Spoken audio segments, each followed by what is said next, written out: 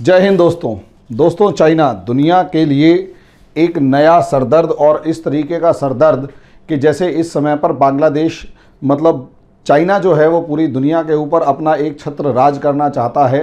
Rise of N empire की तरह वो एक साम्राज्य के उदय की तरफ देख रहा है और चाइनीज़ एम्पायर जिस तरीके से उदय करने की कोशिश कर रहा है वो दुनिया को डरा देने वाला है। अब यहाँ अगर आप मोटे तौर पर देखें तो चाइना पूरी दुनिया के ऊपर कब्जा करने के लिए एक डेट ट्रैप डिप्लोमेसी चलाता है। डेट ट्रैप डिप्लोमेसी का मतलब ये कि किसी तरीके से किसी भी देश को अपने कर्ज के जाल में फंसा लो और इस हद तक फंसाओ कि वो आपका कर्ज वापस ना दे पाए, फिर उसकी इंपॉर्टेंट प्रॉपर्टीज़ को अपने हाथ में ले लो। बांग्लादेश ने इस सिचुएशन को समझा और अब बहुत बुरी तरीके से बांग्लादेश ने चाइना को धक्का दे के बाहर कर दिया और ये कहीं ना कहीं इंडिया की बहुत बड़ी विक्ट्री है। इसके ऊपर डिस्कशन करेंगे, लेकिन उससे पहले छोटी सी इन्फॉर्मेशन आपको देना चाहूँगा दोस्तों कि अगर आप IAS PCS की तैयारी कर रहे हैं, तो आपके लिए NCERT का कंसेप्ट्स जो है वो बहुत ज़्यादा ज़रूरी होंगे, इसलिए कंसेप्टर बैच चालू किया गया है। अगर आप इस कंसेप्टर बैच से जुड़ना चाहते हैं तो आपके लिए स्वागत है। इसकी फ़ीस जो है वो हमने 500 रुपीज़ पर मंथ रखी है, जो बहुत ही नॉमिनल है, आपकी पॉकेट के ऊपर ज़्यादा दबाव नहीं डालेगी। और इसको ज्वाइन करने से आपको NCERT लेवल का जो GS है वो अच्छे तरीके से प्रिपेयर होगा। यानी आप इसके द्वारा IAS और PCS के किसी भी लेवल के किसी भी IAS PCS IAS तो एक ही होता है UPSC का, और PCS किसी भी PCS की PT लेवल का एग्ज़ाम की प्रिपरेशन कर लेंगे और साथ में मेंस के भी बेसिक जो फाउंडेशंस हैं वो मजबूत हो जाएंगे। तो दोस्तों मैं बात कर रहा था बांग्लादेश की, तो मामला समझिए। अगर आप पिछले कुछ टाइम में देखेंगे तो इंडिया और बांग्लादेश के रिलेशंस शेख हसीना सरकार के अंदर काफ़ी ज़्यादा सुधरते हुए नज़र आए। एक तरफ जहां इंडिया और बांग्लादेश के रिलेशंस सुधरते हुए नज़र आए और ख़ासकर 2020 और 21 में अगर आप देखें, अभी हमारे प्रधानमंत्री मोदी भी बांग्लादेश के जब 50 साल बर्थ के 50 साल पूरे होने के उपलक्ष्य में बांग्लादेश गए हुए थे, तो वहाँ सिचुएशन काफ़ी ज़्यादा पॉजिटिव नज़र आई, भारत के पक्ष में नज़र आई और इसका एक बड़ा असर भारत को देखने को मिल रहा है बांग्लादेश के कॉपरेशन की फॉर्म में। अब मामला ये है कि आप समझिए चाइना किसी भी देश के अंदर क्या पॉलिसी अपनाता है।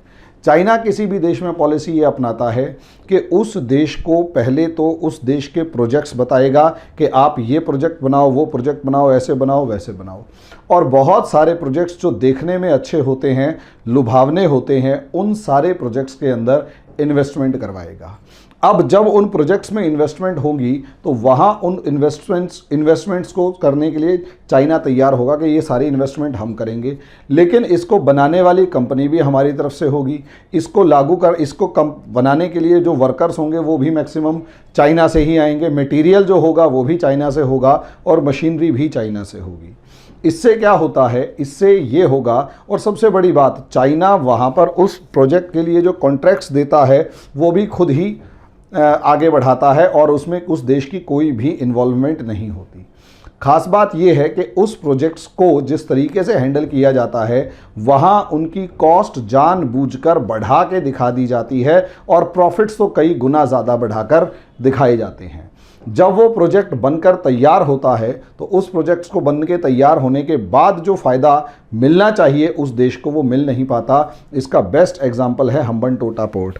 हम्बनटोटा पोर्ट बनाया गया तो उस टाइम पर हम्बनटोटा पोर्ट श्रीलंका के अंदर जब ये पोर्ट बनाया गया दोस्तों, तो उस टाइम पर श्रीलंका को इतने सपने दिखा दिए गए कि जैसे पूरी की पूरी श्रीलंका के सब कुछ चेंज कर दिया जाएगा, इकोनॉमी से लेकर हर चीज़ वहाँ पर चेंज कर दी जाएगी। अब जब ये सिचुएशन थी कि सब चीज़ें चेंज कर दी जाएंगी, लेकिन हुआ क्या, हुआ ये कि हम्बनटोटा पोर्ट दुनिया के इकलौता ऐसा पोर्ट है जहाँ पर पूरे लगभग कई साल में सिर्फ एक जहाज़ आके रुका, वहाँ पर डॉक किया और वो भी बिना अपना सामान उतारे चला गया। यानी चाइना ने जो सपने श्रीलंका को दिखाए थे वो सारे श्रीलंका के सपने चूर चूर हो गए।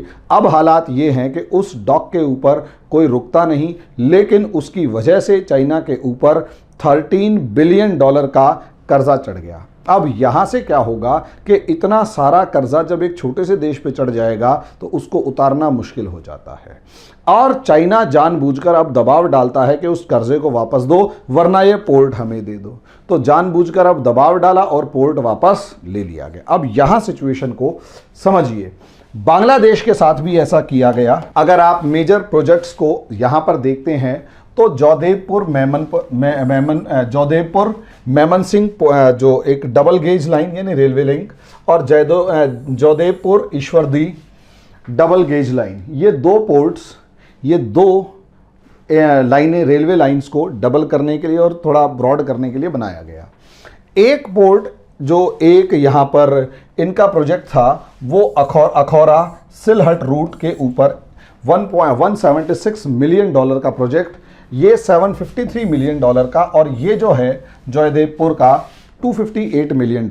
ये अप्रॉक्सीमेट दोनों अगर मिला लेते हो तो 1.045 मिलियन डॉलर्स के आसपास ये प्रोजेक्ट बैठता है।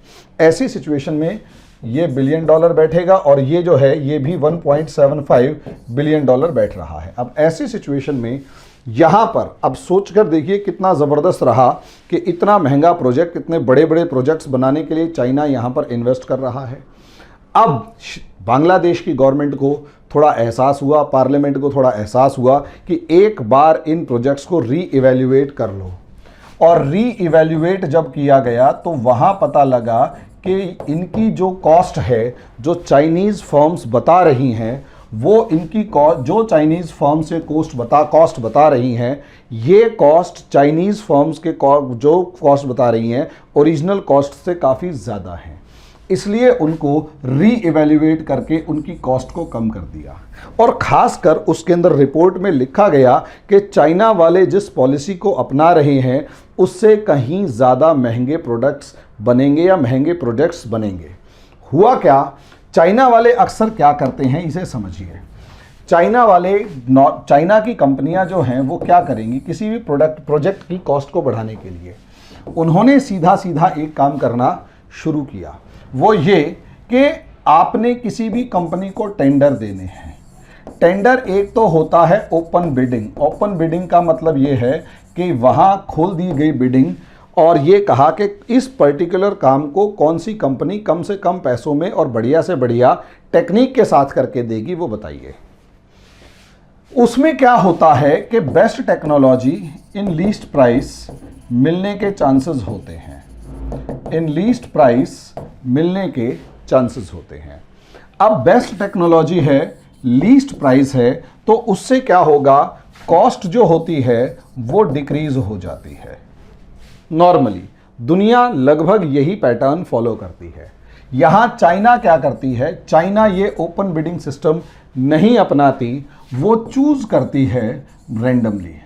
रैंडमली चूज करने का मतलब ये है कि कोई भी कंपनी उठाएगी जो उसको पसंद होगी, उस कंपनी को उठाएगी और उसे पकड़ा के वो टेंडर दे देगी, और वो जो कंपनी है उस टेंडर को अलग अलग दामों पर फिट करके या जैसे भी काम करके एक दूसरे से सेटिंग करके या कुछ भी उन दामों से अपना टेंडर भरवा लेगी या उन दामों पे अपना टेंडर भर देगी, जिससे क्या होगा कि वो जो पैसे मिलेगी जो भी साठगांठ होती हो। कहने का ओवरऑल मतलब है कि टेक्नोलॉजी भले ही कैसी हो लेकिन कॉस्ट जो होती है वो बढ़ जाती है। यही री-इवैल्यूएशन बांग्लादेश की गवर्नमेंट ने किया, पार्लियामेंट्री कमेटीज ने किया, तो पता लगा कि जो जोधपुर ईश्वरदी ये दोनों प्रोजेक्ट्स हैं, इनकी जो कॉस्ट है वो 12.5% बढ़ाकर दिखाई गई है। यानी 100 रुपये का जो माल है 12.9%, 100 रुपये का जो काम था वो 113 रुपये का दिखाया गया। 100 रुपये का जो काम होना था वो 115 रुपये का दिखाया गया। और यही अखौरा सिलहट की जो प्रोजेक्ट है वो अप्रॉक्सीमेट 20.8% बढ़ाकर दिखाया गया है।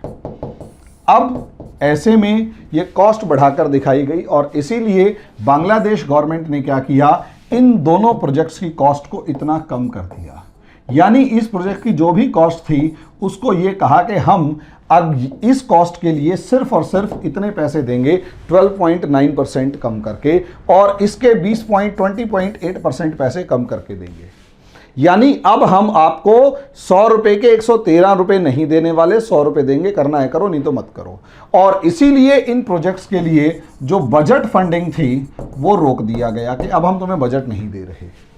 चाइनीज फर्म्स जो इन प्रोजेक्ट्स को कर रही थी उन्होंने ये प्रोजेक्ट करने से मना कर दिया, हो गई बाहर।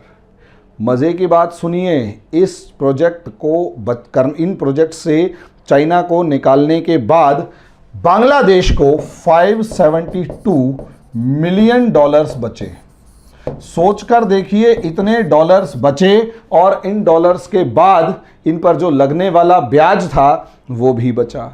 और इसी काम को सस्ते में करवाने में बांग्लादेश गवर्नमेंट जो है, अगर वो कामयाब हो गई तो सोचिए अपने देश को बचाने में किस हद तक कामयाब होंगे।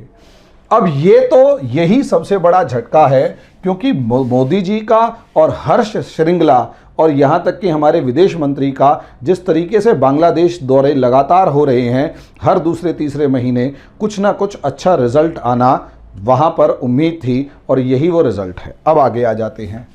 अब दूसरी जगह पर भी चाइना को झटका मिल चुका है। ये झटका पिछले साल दिसंबर के अंदर मिला।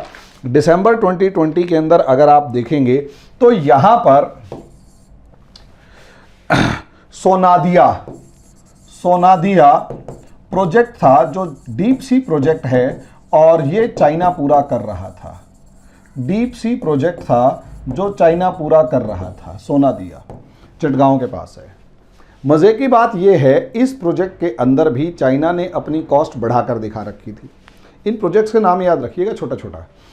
तो चाइना ने कॉस्ट बढ़ाकर दिखा रखी थी। पिछले साल बांग्लादेश ने चाइना को इस प्रोजेक्ट से भी बाहर कर दिया कि ये डीप सी प्रोजेक्ट आप नहीं बनाएंगे, और इसकी जगह 25 किलोमीटर दूर मातारबारी पोर्ट जापान को बनाने को दे दिया कि जो पोर्ट सोनादिया में बन रहा था, सोनादिया, वही जापान बनाएगा मातारबारी के अंदर, सिर्फ 25 किलोमीटर दूर। और सोच कर देखिए, वही प्रोजेक्ट जो यहां बन रहा था उसकी अप्रॉक्सीमेट 30% कम कीमत पर जापान वो प्रोजेक्ट बनाने को तैयार हो गया। अब आप कहोगे जापान के यहां घुसने से इंडिया को क्या फायदा? कैसे भूल सकते हैं आप, जापान जो है वो क्वाड का हिस्सा है। जापान जो है वो क्वाड का हिस्सा है दोस्तों, और क्वाड के अंदर इंडिया, जापान, अमेरिका और ऑस्ट्रेलिया है। और सोच कर देखिए, जापान को अगर प्रोजेक्ट मिला है तो बे ऑफ बंगाल के अंदर यानी बंगाल की खाड़ी में जापान की प्रेजेंस अगर होगी तो चाइना की प्रेजेंस कम होगी। और चाइना को काउंटर करने के लिए अगर जापान और इंडिया दोनों खड़े हुए हैं तो बे ऑफ बंगाल यानी बंगाल की खाड़ी के ऊपर इंडिया और जापान की पकड़ मजबूत होगी, चाइना की पकड़ कमज़ोर होगी। ये एक मास्टर स्ट्रोक है इंडियन फॉरेन पॉलिसी का। जिस तरीके से चाइना पूरी ताकत से लगातार आगे बढ़ता जा रहा है ना दोस्तों, जिस तरीके से चाइना लगातार आगे बढ़ता जा रहा है, डोमिनेट करता जा रहा है और इंडियन ओशियन के अंदर अपनी पकड़ मजबूत करता जा रहा है, जिस तरीके से केनिया और तंजानिया को कब्जे में ले लिया, यकीन मानिए भारत जिस तरीके से एफर्ट कर रहा है वो काबिले तारीफ है। एक तरफ मालदीव्स के अंदर से चाइना को बाहर निकालना और दूसरा बांग्लादेश के अंदर भी सक्सेसफुल होते हुए दिखाई देना। अगला टारगेट अगर श्रीलंका हो और श्रीलंका से भी चाइना को बाहर करने में भारत को कामयाबी मिल जाए तो ये समझ लीजिएगा भारत के लिए सोने पे सुहागा होगा और भारत की इससे बड़ी अचीवमेंट कोई नहीं होगी और चाइना को इंडियन ओशियन के अंदर कमज़ोर करने में भारत कामयाब हो जाएगा। और है अभी लगी हुई है भारत सरकार भी, लेकिन चाइना के साथ बहुत सारे प्लस पॉइंट्स हैं और उसमें सबसे बड़ा प्लस पॉइंट उसका फाइनेंशियल पावर होना है, इकोनॉमिक पावर होना है। उसके पास बहुत बड़े जो रिजर्व्स हैं, वो जो फॉरेन एक्सचेंज के रिजर्व्स हैं, उनको पानी की तरह पैसा बहाते हुए चाइना को देर नहीं लग रही और उसी पैसे के दम पर वो दुनिया के अलग अलग देशों को खरीद रहा है और उनके ऊपर डेट ट्रैप के अंदर उनको फंसा रहा है। बांग्लादेश की सरकार ने समझदारी दिखाई और चाइना को एक एक करके सारे प्रोजेक्ट्स जो महंगे महंगे हैं सबसे बाहर करता हुआ नजर आ रहा है और इसका असर भी दिख रहा है चाइनीज़ फ्रस्ट्रेशन की फॉर्म में। पिछले महीने की ही बात है, चाइना के एम्बेसडर ने खुले तौर पर, चाइनीज़ एम्बेसडर ने खुले तौर पर बांग्लादेश को धमकी दी थी कि अगर बांग्लादेश क्वाड में शामिल होने की तैयारी कर रहा है तो ये बायलैटरल रिलेशंस के लिए खतरनाक होगा। हालांकि बांग्लादेश ने इसका जवाब बहुत खुले तौर पर और बहुत कड़े शब्दों में दिया और उसका असर देखने को मिल रहा है। समझे? तो यानी धीरे धीरे जिस तरीके से बांग्लादेश और श्रीलंका के रिलेशंस डिटीरियोरेट हो रहे हैं, खराब हो रहे हैं, भारत के लिए ये एक सुखद खबर है, भारत के लिए ये एक अच्छी खबर है। आगे इसमें क्या डेवलपमेंट होती है वो हम धीरे धीरे डिस्कशन करते रहेंगे। दोस्तों, अगर आपको ये वीडियो पसंद आ रहा है तो लाइक करें, सब्सक्राइब करें, शेयर करें और बेल आइकन दबाएं और अपने दोस्तों को ज़रूर बताएं कि हम लोग एक अच्छा एफर्ट कर रहे हैं, वो भी हमारे चैनल के साथ जुड़ें। धन्यवाद।